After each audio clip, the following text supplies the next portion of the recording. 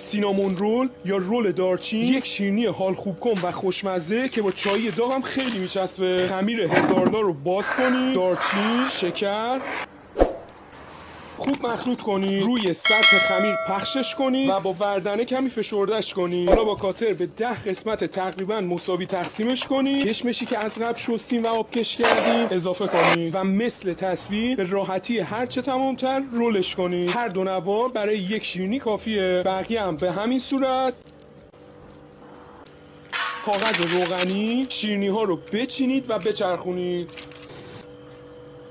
رومال زرده تخم مرغ و شیر بره توی فرن. بفرمایید آماده است. حالا کره بنماری شده رو برای رومال آخر بزنید و تمام.